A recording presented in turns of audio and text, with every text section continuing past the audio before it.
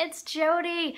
I'm back with another review for you today, and today I'm going to be reviewing my Kala Elite Series Concert Koa ukulele, made in the United States of America. Let's just get an initial little view of this sweetie. I've owned this instrument for a few weeks, maybe a month. And I haven't reviewed it yet, obviously. I haven't played it on the channel except for once. I played it when I was doing a songbook, and I was wondering if anyone was gonna notice, and nobody did. So you guys are kind of slipping. But we're gonna talk about this instrument. We're gonna talk about all its features and what drew me to buy it, and also why I am selling it. So here we go. As mentioned, this is a Koa ukulele, and this is the Kala Elite series. So a few years ago, I think in 2015, Kala started making these Elite series instruments that they make in California, Petaluma, California, under their own loving, watchful eye, and they are their top of the line instruments. That's why they're called the Elite series. They have a couple different series. I know they have a dogwood mahogany, and then coming out this year they're going to have some maple, and then they have this Koa series. And the Koa series has 3 different levels. They have one Koa, 2 Koa, 3 Koa. This is a 2 Koa. So the difference with those, they're all solid Hawaiian Koa, top, mid, sides, and back. But it goes up in number based off of the figuring of the wood and the wood grain. So the one Koas are going to be kind of the plainest, and they're therefore less expensive. Then the 2 Koas have a little bit more flame and curling. This one has a lot of flame. If you see like those horizontal lines that kind of go against the wood grain, and you can see it more the more you turn it. There's even more on the back. See all that flame? And then the Series 3 has even more flame and curly Koa. So that was the first thing that drew me to this instrument when I saw it. I bought this online from eBay. It was being sold used on eBay. And I saw it was a 2 Koa, and I started to do some research on what was out there, what has been sold before. That's a really good tip. If you're searching on eBay, go in your filters and click on sold listings, and you can see what instruments have sold for.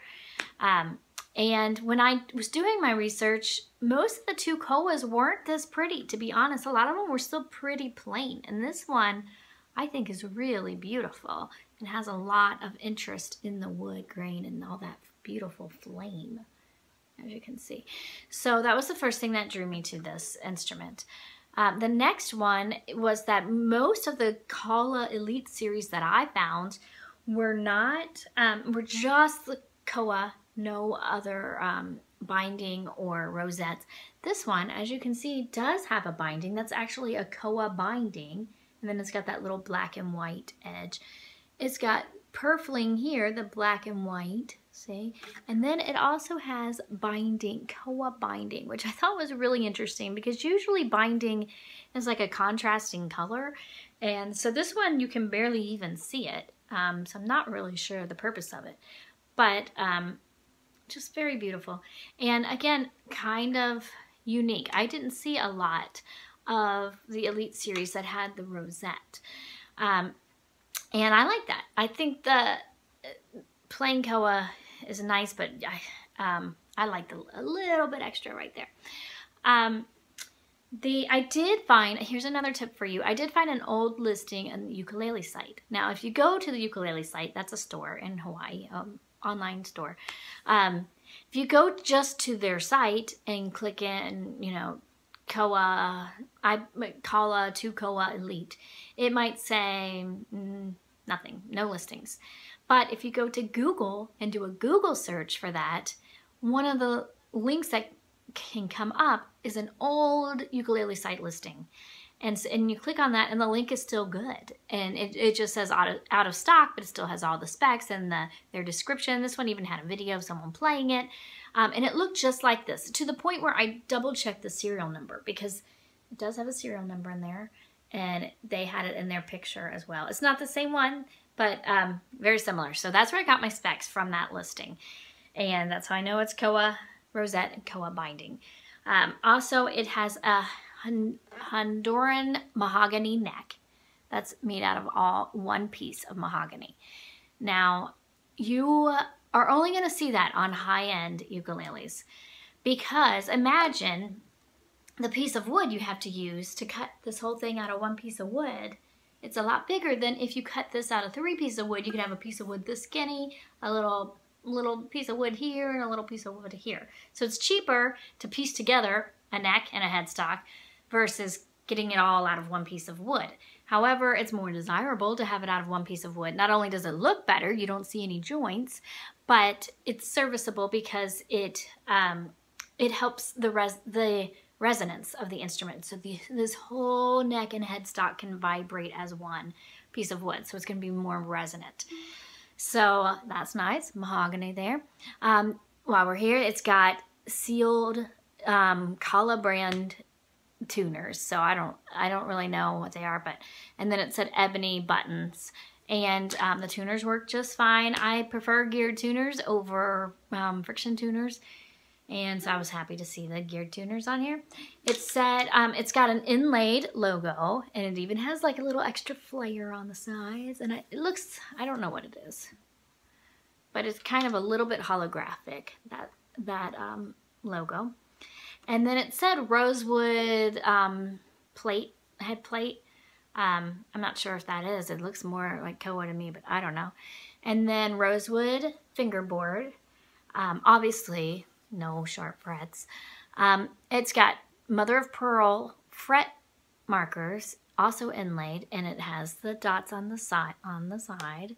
But these oval fret markers are also like a little trademark of the Kala Elite series. So as I was doing my research, I was noticing they all have that, and got to the point as soon as I saw that oval, I knew it was a Kala Elite. So that's kind of neat, a little distinguishing feature. I don't see that shape of fret markers on any other ukuleles I haven't seen. It has, it said rosewood bridge, and the bridge, the strings go all the way through to the underside of the ukulele, and then they're tied off there. That's also supposed to help with resonance. The saddle is bone, and the nut is Tusq, T-U-S-Q, which I'm learning about lately, that that's supposed to also increase resonance. So I thought that was interesting that they went with 2 different materials for those. Any other specs I can tell you about? I don't think so. Let's play it and then we'll talk some more. Let's get back a little.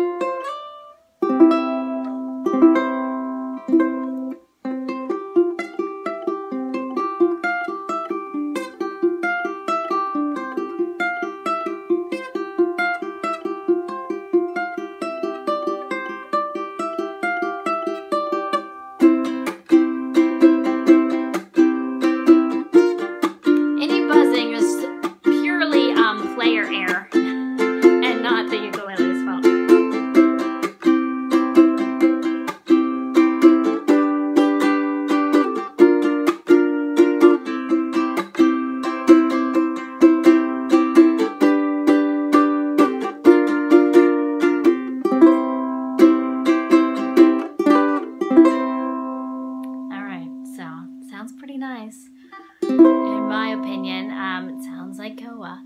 So this is my little definition of koa.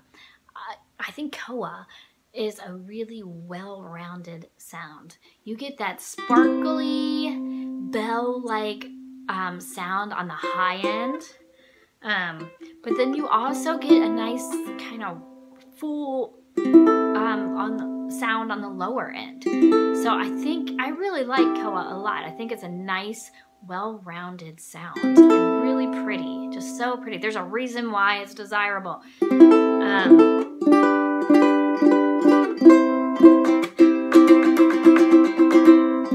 pretty loud. It's not super loud, which is okay. So yeah, that's what it sounds like. There are 2 more design features I failed to mention, and these are actually the 2 reasons why I've decided not to keep this instrument. And that would be, it's got a wide nut. It is 1.5 inches wide, which is 38 millimeters, I believe. And most ukuleles, most of the ones I own, are 35 millimeters. So this is a little bit wider. And I knew that when I bought it, but I was like, oh, then I'll be able to play an E better. And I can actually play an E better. I have more room to get all those fingers in there.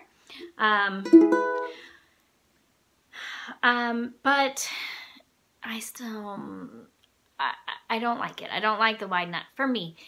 Especially if I play just this instrument for a prolonged period of time, I start to feel it on this hand. It starts to feel a little bit strained. And then it also has an extended headstock. If you notice, let me grab another ukulele real quick. Okay, so if you look at this ukulele, this is my Enya, the distance from the nut to the tuners, and then you look at this one, the distance from the nut to the tuners, you can see it is a greater distance. And that, they said they did that on purpose to give you more room up here. You know, if you're playing a G7 or something, you have more room before you're hitting the tuners with your hand. Although I've never had that problem. I don't have big bulky hands. And it's slightly more at an angle as well. And both of those are, you know, design features that are supposed to increase players' comfort. And I'm sure some people are gonna love that. The reason why I bought this is because I wanted a high-end concert ukulele. I love my Ko Aloha soprano. I love it, and it kind of got me hooked on the premium ukuleles. Just, they're so fun to play, and they sound so good. And I'm gonna be doing a video about that. The differences, but between a high-end, middle road, and entry-level ukulele. But I really wanted a high-end concert because concert is my favorite size to play. It's the most comfortable. It just fits me like a glove. I really like playing concerts. And this one doesn't feel like a concert to me. It just feels kind of robust. And you wouldn't, I mean, I don't know why that makes a difference, but it does. It feels bigger. And it has a little bit of weight to it. Now, I don't want to imply that the wood is too thick or chunky, because it's not. The wood is nice and thin and resonant. I don't know where the weight comes, to be honest, but it just has a little bit more oomph to it. And for those reasons, it feels almost more like a tenor to me. And for those reasons, I'm going to sell it. And I think those exact reasons are going to be why somebody else will want this. It's probably like a full-grown man is going to be like, yeah. It's a little bit too big for me. Now, the reason why I bought this, I mentioned, it's because it's a 2 koa with a lot of flame. It's got the rosettes, really pretty, and it was a really good deal. So the listing that I found in the ukulele site was $1,200 new. This instrument is $1,200. I'm holding a $1,200 instrument. And I would not have gambled and paid $1,200 for an instrument I've never played before, because I can't get that money back. But this one was listed, still not cheap, but it was listed on eBay for $749. And I had birthday money stored up. I get checks for my birthday sometimes, and I immediately cash them and put the cash in a little envelope stored away. for my own that I can spend on whatever I want. And I had been building that up over a couple years, and I decided to spend it on this, $749. And I took the gamble knowing it had a wider nut and that it might not be a good fit for me, because I knew I could sell it again for that price. It's a good price, a really good deal. And even if I do end up losing some money and I can't sell it for that price, then whatever money I lose, I chalk that up to that's the price it was to rent this instrument. So I'm okay with that as well. So yeah, that's my little story with this one. I love the sound of it. And in fact, I was playing it more today and I was starting to be like, maybe I'll keep it. But I can't, because I've already picked out its replacement. Remember, I just want one high-end concert ukulele. So let's play it a little bit more. I have somebody, I'm really trying to sell it locally so that I don't have to pay to ship it somewhere. Oh, let me just also show you, it comes with a gorgeous hard case. It says Kala right there.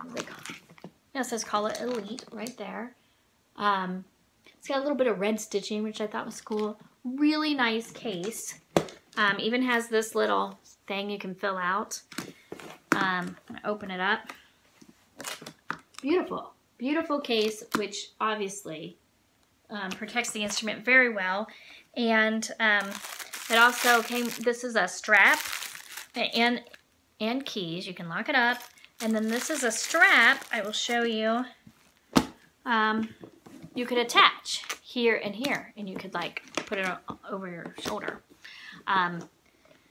So it came with that and a humidifier. And actually, right after I did my video on humidifying your ukulele, somebody alerted me to this style of humidifier, and this is now my favorite kind. So you might want to take note of that.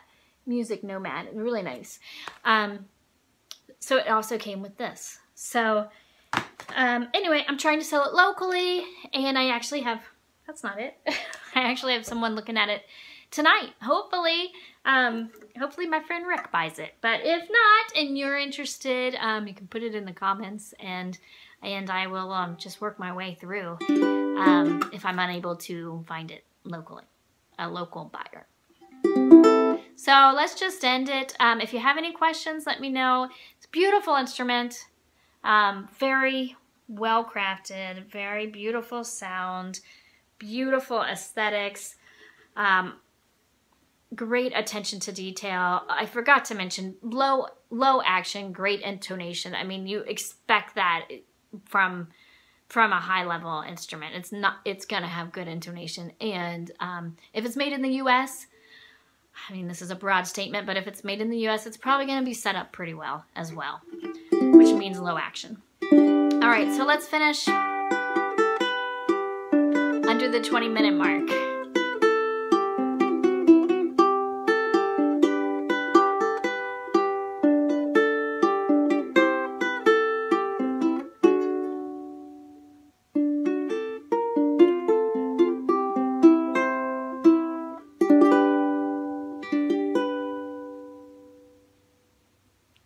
Have a great day today. Don't forget to play your uke today, and I'll see you really soon. Bye-bye.